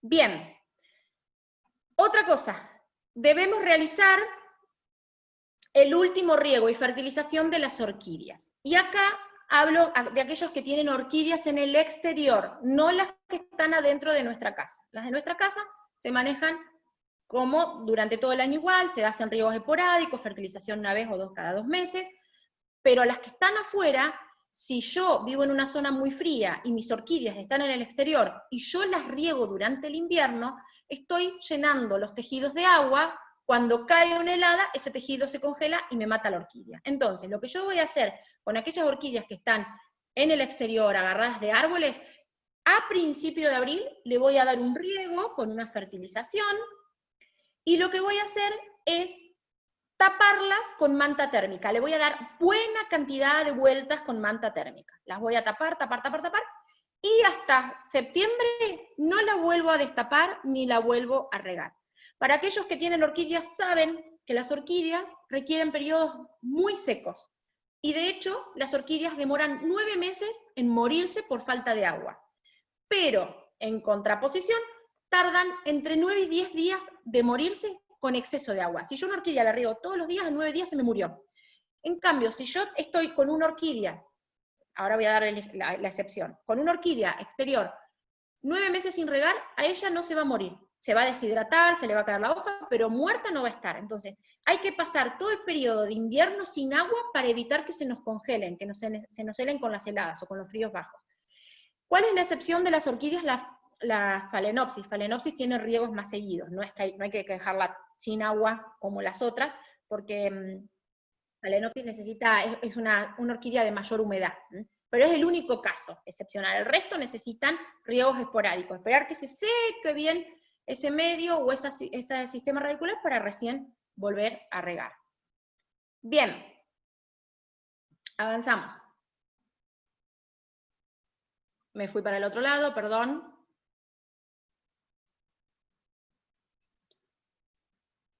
A ver qué aparece. Bien, no sé qué he tocado. Esperen. A ver si así. Ahora sí. Voy a manejarlo con este que me es más práctico. Ahí decía, comenzamos a tapar las plantas. Este año en la zona centro de Argentina heló bastante tarde, en abril, una helada muy suave, muy suave. Siempre suele helar bastante temprano, pero este año fue como un año normal. En abril nos cayó la primera heladita, no fue una helada que quemó, gracias a Dios, pero sí empiezan a resentirse las plantas. Entonces, uno no tiene que esperar a que hele. Tiene que tratar de taparlas antes para evitar que hele. Entonces, a principio de abril, antes de la primera helada, yo ya tengo que empezar a tapar mis plantas. ¿Con qué se tapa? Con manta térmica, cartón y papel de diario. Cuando tenemos plantas donde tenemos que tapar el tronco, por ejemplo, en el caso nuestro de la zona centro y Patagonia, lapacho, jacarandá, palo borracho, kiri, en el caso de los que tengan kiri, que no soporta el frío, se hela con muchísima facilidad. Es una mentira todo lo que aparece en las redes sociales. Ojo, a veces el kiri no es, a veces las plantas que funcionan en las redes sociales no es tan cierto lo que dicen, tengan en cuenta eso. Lo que vamos a hacer, todo lo que tenga tronco, lo vamos a tapar con cartón de diario. Vamos a hacer un círculo con cartón de diario y con cartón, perdón, y con papel de diario vamos a hacer bollitos y lo vamos a meter entre medio del cartón y el tronco de la planta. Y la copa, vamos a tratar de armar un armazón, o con hierro, o con alambre, o con caño, o con cañas, para que la manta térmica no toque la copa. Porque si la manta térmica toca la copa, no sirve de nada. Porque la manta térmica cumple función cuando queda un espacio entre la planta y la manta térmica. Ese espacio de aire es la capa aislante. Entonces, sin ese aire, sin esa pared aislante, la manta térmica no cumple ninguna función. Y la manta térmica es pao, no es friselina. La friselina no tiene ese aditivo que nosotros necesitamos para que sea protectora del frío, para que sea aislante térmico. La friselina no nos sirve. Tampoco nos sirven los plásticos, porque el plástico no deja liberar la evapotranspiración de la planta. Entonces, la manta térmica lo que hace es producir intercambio gaseoso, liberar la humedad y dejar ingresar el sol. Es una tela que está hecha especialmente para las plantas. Entonces, todas las copas de los árboles, o estrelipsia, como me preguntan ahí, Santa Ritas, rosa chinas, todas las variedades que suelen helarse, que sufren el frío, orquídeas, se van a tapar en esta época. ¿Cuándo se van a destapar? Recién las vamos a destapar en septiembre. Tienen que pasar todo ese periodo de frío hasta que pase la última helada y recién ahí la voy a destapar. Cuando hablamos de cítricos tenemos que tapar limones, limas, limones sutines y pomelos. Cuando son, por lo general, los primeros 5 años debemos taparlos. ¿Qué otra cosa tenemos que tapar? Las pindó. Si nosotros traemos una planta que es del norte de Argentina a vivir a la Pampa o a vivir a la Patagonia, y es lógico que se va a helar. Entonces, en este caso, lo que tenemos que hacer es tapar sí o sí nuestras pindó. Las podemos tapar solamente en el punto donde salen las hojas, como ustedes ven acá, 1 metro para abajo de donde salen las hojas y 1 metro para arriba. Puedo tapar con media sombra y después con manta térmica. La capa aislante me lo va a hacer la media sombra. Y si no, podemos tapar con cartón y después podemos tapar con la manta térmica. Bien. Me dicen si la phalaenopsis es de exterior. En la Pampa se hela, si lo hacemos afuera. Si lo hacemos, si las tenemos adentro es mucho mejor. Si viviéramos en el norte sí pueden estar afuera. Bueno, acá hay unos cortes de los rosales, para que ustedes hagan cortes bien hechos, tanto en la poda de rejuvenecimiento o en la poda sucesiva. Tienen que tener en cuenta que la altura del corte siempre es 1 centímetro por encima de la yema, en el caso de que se vea. Nunca un bisel tan profundo, porque cuando nosotros hacemos este corte tan profundo como es el corte de la mitad, del modelo del medio, cortamos parte del cambium, que es ese tejido que nos permite producir piel, sellar, y al cortarlo lo lastimamos y no produce tejido de cierre. Entonces, este corte lo que nos va a pasar es que no va a cicatrizar, va a entrar el agua y se nos va a podrir la yema. Y en este caso, que está a 2 o 3 centímetros de la yema, pasa lo mismo. Si yo lo corté tan lejos de la yema, el cambium que está acá no llega a la parte donde tengo que cicatrizar y la planta ese tallito se empieza a quemar, van a ver que se hace como un toconcito, se va secando hasta que termina de secarme la yema. Esto es un ejemplo de un rosal viejo, grande, estamos hablando de más de 1 metro de altura, de más otro 1,5 metros. Sí, en Rosa Cyber también las vamos a hacer una poda de rejuvenecimiento, si son muy viejas, y está muy lignificado el tallo. Y el tamaño final que debemos obtener en la poda de rejuvenecimiento, no en la poda tradicional, es esta que ustedes ven acá. Una rosa sin podar, vieja, una rosa podada. Después, ya las podas se van a hacer en julio de otra manera, ¿no? Bien, vamos a ir a la siguiente. Mayo. Dejo de compartir y preguntas, algunas, dudas. Ya se nos fue 1 hora y todavía me quedan 2 meses, y los meses más complicados. ¿Alguna duda que no haya contestado? Bien, si quieren, lo hacen por el chat, y si no, abran el audio y me preguntan y después lo cierran, no hay problema. Bueno, avanzamos con los meses de junio. Perdón, Jimena, las ciafortias, ¿se comportan igual que las pindó? Si estás acá, en la zona nuestra, sí. Las únicas que no se tapan en la zona de La Pampa y la Patagonia son butias, fénix y washingtonias. El resto, todas tapaditas porque son de clima más tropical. Por ejemplo, arecas, todo lo que tiene que ver con, por ejemplo, las vulgarmente llamadas palmito, las livingstonias, todas las palmeras que son de Centroamérica o del norte de Argentina, las tenemos que tapar. Lamentablemente. Menos la Zika. La Zika no, porque no es una palmera, no es de la variedad de las palmeras, y aparte tolera bastante el frío, eso es lo que tiene bueno la Zika. ¿Cómo las cubrimos a las palmeras? De donde salen las hojas, 1 metro para arriba y 1 metro para abajo, porque donde están saliendo las hojas, eso es la parte más importante de la palmera. La palmera ahí tiene yemas, si yo eso lo descubro y no lo protejo, cuando se hela, la planta no brota más. No tengo posibilidad de podar una palmera. Si yo una palmera la podo, se me muere. Si se me lo y la podo para ver si brota, ya está. Le corté todas las únicas formas de crecimiento que tienen. Así que tengan en cuenta eso que es importante. Seguimos compartiendo pantalla. Me voy al mes de mayo. Bueno, la Santa Rita es lo mismo. Tapá el tronco con cartón y la copa trata de que se separe de las hojas la manta térmica, sí o sí, porque sobre todo en Mendoza, no sé en qué parte de Mendoza, pero ya te digo, de acá, de San Rafael para arriba, tenés un frío infernal, y por ahí tienen clima más seco, así que peor todavía. Bueno, colocamos en mayo los plantines de invierno, de Malargüe, sí, por eso, con más razón, entonces, muy frío, ustedes ya deben haber tenido las primeras heladitas. Colocamos los plantines de invierno. Ahora recién hay que ir a colocar los plantines de invierno. Es re típico, yo tengo vivero, es re típico ver que en marzo o abril, cuando se cayó una heladita más o menos y ya nos pusimos una camperita, salimos al vivero disparando a buscar Violeta de los Alpes, Pensamiento y Primulus obcónica. ¿Qué pasa? En abril hace un calor de locos todavía en algunas provincias, y nos pasa lo siguiente, ponemos el plantín que viene por lo general de Buenos Aires, que está recontra estimulado para la floración.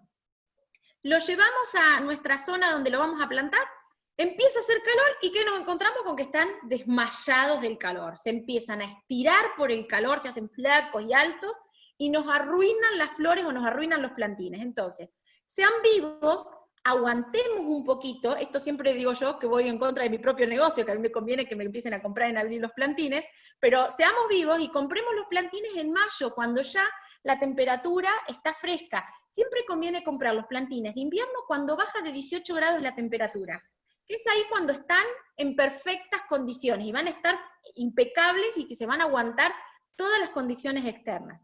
Vamos a tener en cuenta, obviamente, que cuando vayamos a poner los plantines, quizás en el invierno tengamos canteros que antes eran de sombra, que van a ser de pleno sol. ¿Por qué? Porque tenemos un árbol caduco que pierde la hoja, y en ese cantero va a haber sol durante toda la tarde.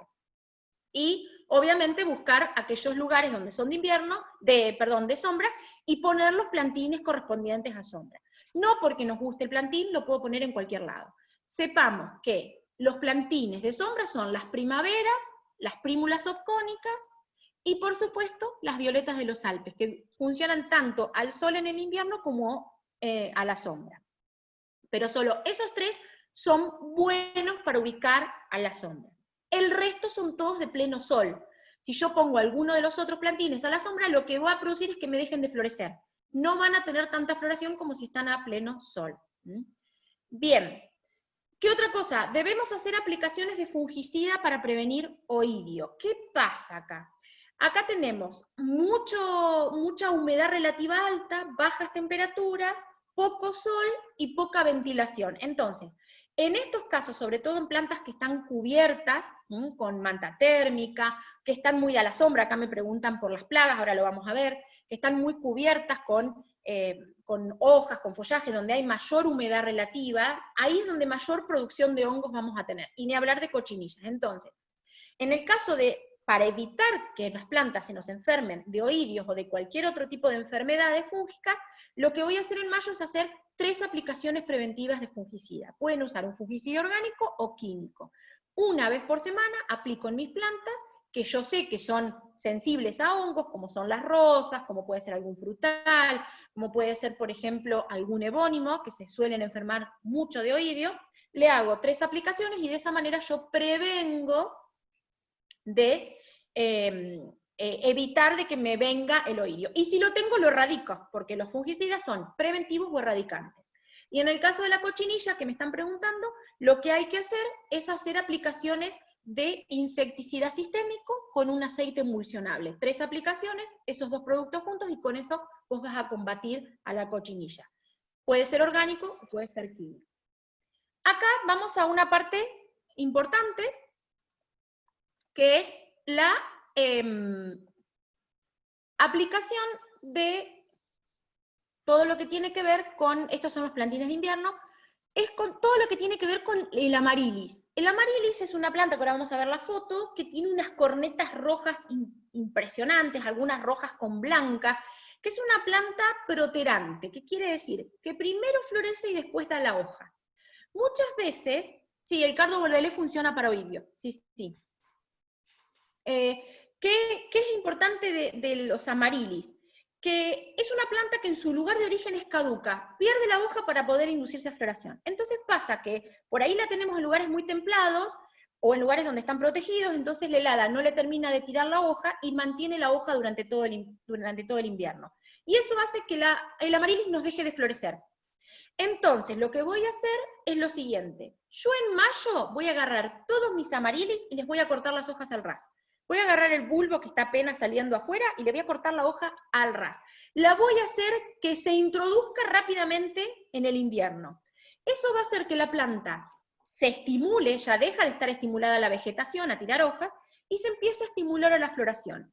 Inmediatamente que yo hago eso, ustedes van a ver que la planta empieza a los 2 meses a elongar el pedúnculo floral. Van a ver que va a empezar a tirar la vara desde el centro del bulbo. Y nos puede llegar a dar, si es un bulbo grande, 1 o 2 varas por planta. Entonces, si ustedes hacen esto todos los años de cortarle las hojas a los amarilis, hacen una doble función. Primero, estimularlos a la floración. Y segundo, que dejen de gastar los nutrientes. Son plantas que van a estar mucho mejor desarrolladas, los bulbos van a estar mucho más grandes y van a ser mucho mejores, mucha más floración, pueden llegar a tener hasta 2 o 3 varas por bulbo. En este momento donde yo le corto las hojas, puedo dividirlos. Van a extraer el bulbo de amarilis, le van a cortar los gajos que salen hacia los costados, son como 2 láminas que tienen al costado de los bulbos, se los pueden sacar y pueden plantarlos en diferentes lugares.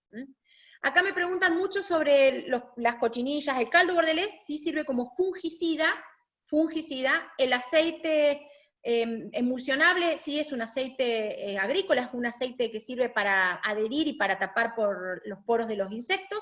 El dimetoato sí es un insecticida sistémico. Cualquiera que en la cajita diga sistémico funciona. Imidacloprid, clorpirifos, todos esos funcionan como insecticidas sistémicos. Y si no, lo ideal es aceite de NEM, que es orgánico, jabón potásico, que es orgánico, tierra de diatomea, que es orgánica. Las hormigas afectan a las plantas porque producen cavidades en la tierra, producen huecos que les hace entrar aire, y cuando hay mucho aire en el sistema radicular, se muere la planta. Entonces por ahí es malo, no porque la daña la planta, sino porque el medio que utiliza para vivir, que es hacer cavidades, hacer huecos en los hormigueros, termina matando a la plantita. Por eso es que a veces hay que combatirlas. Cuando ven hormigas, muchas hormigas en una maceta, traten de eliminarlas porque les va a terminar secando la plantita. No se la come, pero les hace entrar oxígeno y la seca. Jiménez, tengo una pregunta. Vos sabés que yo me levanto todas las mañanas y en el patio tengo todo el patio lleno de agujeritos en la tierra. ¿Qué serán, hormigas? Ahora sí, vas a ver tú un montañita alrededor redondo y a la boca del hormiguero liso. Eso es típico de una variedad de hormigas. Cuando nosotros vemos eso que tiene todo un montículo alrededor prolijito y liso alrededor, es hormiga. Diferente es si vos tenés toda una montañita de tierra. Si es una montañita de tierra toda cerrada, ahí estás teniendo en estos momentos gusano grasiento. Es un gusano blanco que se dedica a comer las raíces de las plantas. Hay que combatirlo. A futuro va a ser un bicho torito, pero ahora te come sobre todo el pasto, te lo mancha, te hace todo como amarillo. Sí, entonces, ¿qué tendría que hacer? Y fijarte qué tipo de problema es, y en el caso de una hormiga, aplicar un hormiguicida, y en el caso del gusano grasiento, aplicar algún insecticida. Que no es lo mismo. No, ¿y por qué? Acá me preguntan si la flor del pájaro se puede dividir. No. El que quiere una flor del pájaro, que se la compre. Y les explico el por qué. No es que sea egoísta y que quieran que me vayan a comprar las flores del pájaro a mí, pero la realidad es la siguiente: la flor del pájaro tarda 8 años en florecer. Si la planta es muy chica y yo divido el rizoma, pierdo la información de todos esos años. Pasa a estar a foja cero, al primer año de desarrollo, y va a tardar 8 años en florecer. Si mi planta es un plantón gigantesco y voy a sacar un pedacito, eso que extraje chiquitito, pasa a foja cero. El resto no, sigue manteniendo la cantidad de años de inducción a floración. Pero cuando la planta es muy chica, tratemos de no dividirla para evitar la pérdida de la floración. Bien, seguimos. Comenzamos a realizar los trasplantes de árboles caducos y arbustos de todo tipo. Mayo, a partir de que empieza a bajar la temperatura, que está por debajo de 16 grados, ya es el momento de empezar a hacerle todas las achurías a las plantas, porque las plantas debajo de 16 grados dejan de tener procesos metabólicos, se enlentecen, se entran en el otoño. ¿Esto qué quiere decir? Que ya no hay flujo de nutrientes a las yemas. ¿Esto qué quiere decir? Que la planta perdió la hoja, entonces ya deja de fotosintetizar. Las plantas que tienen hojas fotosintetizan menos, hay menos respiración, hay menos evapotranspiración. La planta está dormida, en una palabra. Entonces, en este momento es el momento de trasplantar. Todos los árboles caducos, ejemplo, fresno, si tuviera algún frutal, que lo tengo que trasplantar sí o sí. Si tengo que trasplantar, por ejemplo, algún roble, aunque sea enorme, lo puedo trasplantar en esta época. Y todos los arbustos de todo tipo, abelias, no sé, evónimos, eleagnus, laureles de jardín, todas las variedades de arbustos las podemos trasplantar. ¿Qué es lo que hay que sí o sí hacer? Podarlos. Sí o sí se deben extraer parte de la copa, sí o sí. ¿Por qué? Porque si yo le saco mucha raíz y le dejo toda la copa o todo el follaje al arbusto, tengo mayor posibilidad de que se me muera. Entonces, la poda en el trasplante es el éxito del trasplante. Una vez que lo trasplanté, lo riego bien, y recuerden, si tenemos hormona de enraizar, mucho mejor, si no, agua con una cucharada de canela. En 1 litro de agua, 1 cucharada de canela, y con eso lo riego, y eso es un muy buen estimulador al sistema radicular. Riego los primeros 15 días abundante, todos los días le echo un poquito de agua, y en la primera semana, después en la segunda semana, cada 2 días riego, porque yo necesito mantener hidratado lo más que pueda el sistema radicular. Pasados los 15-20 días ya los riegos los hago más espaciados, no necesitan tanta agua, pero sí los primeros días para hidratar bien ese sistema radicular que dañé, que lastimé. Bien, vamos a regular los riegos de invierno. ¿Qué quiere decir con esto? Yo ya no riego todos los días a la mañana, no riego todos los días al atardecer, sino que voy a regar un solo riego cada 2 o 3 días, si tenemos césped día por medio, de entre las 10 de la mañana y la 1 de la tarde. ¿Por qué ese horario? Porque la planta yo la estoy humedeciendo cuando mayor actividad tiene, que es cuando mayor temperatura hay, que es en ese horario, y que además yo le doy la posibilidad que con el resto del sol de la tarde le permita evaporar el agua que queda en superficie de la hoja. El hecho de evaporar el agua que queda en superficie de la hoja hace que tengamos menos hongos. Si yo a una planta la mantengo en el invierno con mucha agua sobre el follaje, lo que me ocurre es que se llenan de hongos nuestras plantas. Me dice, ¿nacieron semillas? No, no se podan. Hasta que no tengas un bulbo grande no podes las amariles, porque no te van a florecer. Siempre los bulbos chiquitos, de semilla chiquitita, siempre se deja las hojas de las bulbosas para que se armen bien esos bulbos grandes y puedan inducirse a floración. Bien, se riega menos y se riega en ese horario. No se riega más al atardecer ni a la mañana. ¿Qué debemos hacer? Se cambia la altura del corte del césped. Acá vamos a tener en cuenta lo siguiente. Vamos a bajar la máquina de cortar el pasto. La mayoría de la gente corta mal el césped. En el verano lo corta bajito. Error, se corta alto. En el invierno se corta bajito. ¿Y por qué se corta bajito en el invierno? Más bajito que en el verano. Porque yo lo que necesito es desarrollar una mata bien baja para que las yemas estén expuestas al sol y que entre mayor cantidad de sol para estimular a la brotación a mi césped. Recuerden que estamos trabajando con céspedes de invierno que toleran las bajas temperaturas, por lo tanto no se va a helar con una helada, pero sí necesita buena inducción del sol para obtener rebrote, como es el raíraz perenne. Entonces, en el invierno bajo el césped, la máquina de cortar pasto, y corto bajito. Y ya después, en octubre, vamos a levantar la máquina para cortarlo un poquito más alto, para evitar que se nos seque con el sol. Bien, acá estamos viendo algunas imágenes de trasplantes de arbustos. Esta planta se poda absolutamente toda. Esto es una imagen del oidio, de un hongo muy característico, que es como un polvo blanco que está sobre la hoja. Acá tenemos Amaryllis. El corte de la máquina es una imagen figurativa, y el riego del césped, que también es una imagen figurativa. Vamos a la próxima, que ya nos vamos al mes de junio, y ya con este mes terminaríamos todo lo que es de invierno, porque ya julio pasamos a invierno y ya son otras actividades. Acá lo que tenemos que hacer es, en junio, que muchos ya empiezan a hacer la poda de las rosas sobre todo, es empezar a hacer aplicaciones de fungicida para hoja, como son, por ejemplo, productos en lo químico, un carbendazim, o un caldo bordelés, o un Cineb, por ejemplo. Esto en las rosas, si yo le empiezo a aplicar en el mes de junio, que es un mes donde la planta se suele pelar, pero que sus tallos están en perfectas condiciones, yo lo que hago al aplicar este producto 3 semanas seguidas, una vez por semana, es evitar que la mancha negra del rosal flore en la primavera. Orgánicos hay varios, pueden hacer... ¿Cómo la concha de mi madre? Orgánicos se pueden hacer con, por ejemplo, hay una interrupción que me está matando. Pueden hacerse con una cucharada de canela, más 200 gramos de ortiga, más 200 o 300 gramos de quisetum, de la cola de caballo. Todo eso lo dejo descansar 15 días, y ese producto que saco un producto que es un fungicida.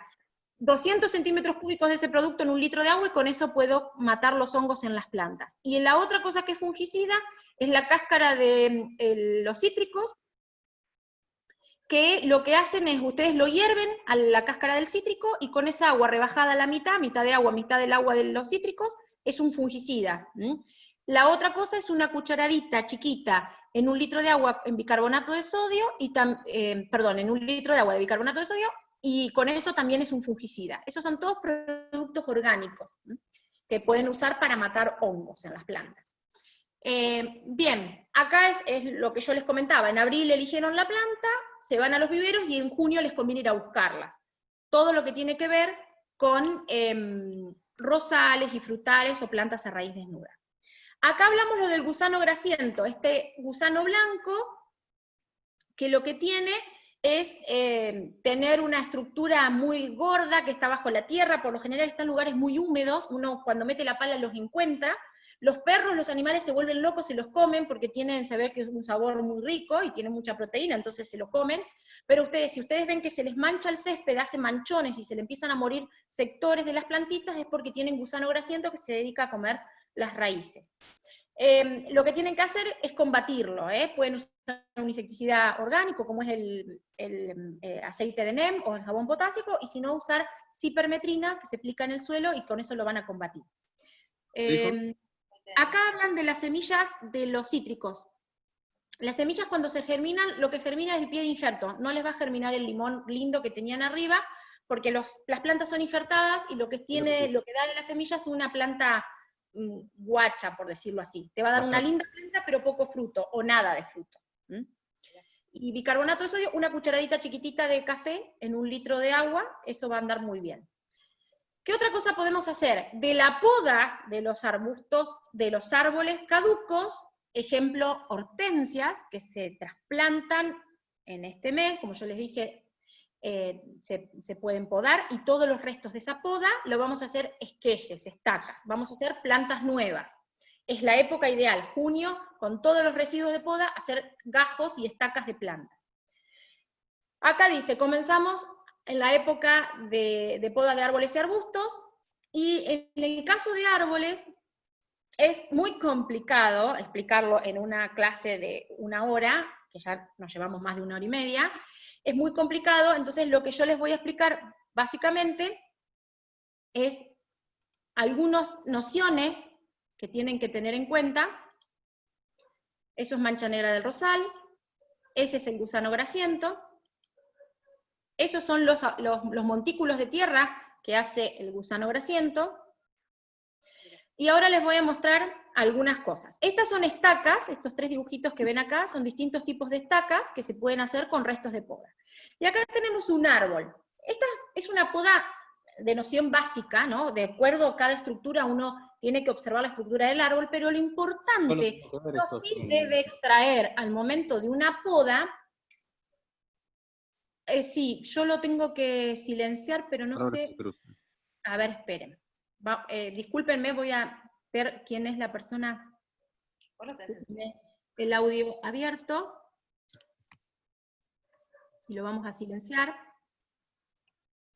Discúlpenme, pero por ahí me interfiere y no sé si... Ahí está, perfecto. Mil disculpas, Vamos a volver a compartir y vamos a seguir con esto. Bien, acá tenemos una estructura de un árbol. ¿Qué es lo primero que tenemos que observar en el tronco, en las ramas de un árbol? Primero todo lo que tiene que ver con ramas secas, muertas, quebradas o dobladas hacia abajo. Van a ver que los fresnos tiran como unas ramas así para abajo, curvas. Esas se deben extirpar, se deben sacar desde el lugar de donde salen. Y siempre tienen que observar que suele haber como una arruga, de donde sale la rama, tiene como la piel arrugada. Ese es el lugar de punto de corte, porque en esa arruga está el cambium que vengo hablando de hace rato, que es lo que me va a cicatrizar esa herida.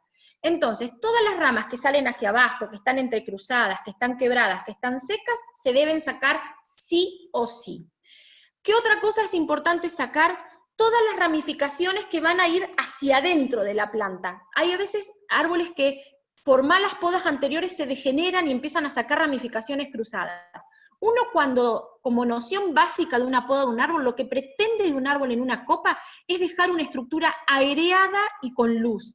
Por lo tanto, todas las ramas nuevitas, flacas, débiles o cortas, que sabemos que no nos van a cumplir ninguna función, se deben sacar, dejando la mayor cantidad de ramas libres de tallos internos, para que la copa se desarrolle. A veces simplemente sacando 2 o 3 ramas, la estructura de la planta cambia al 1000 por 1000.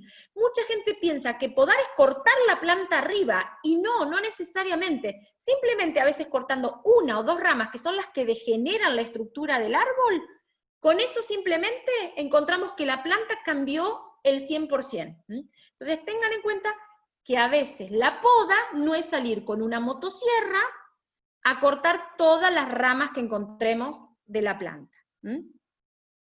Acá tenemos algunas especies que vienen a raíz desnuda.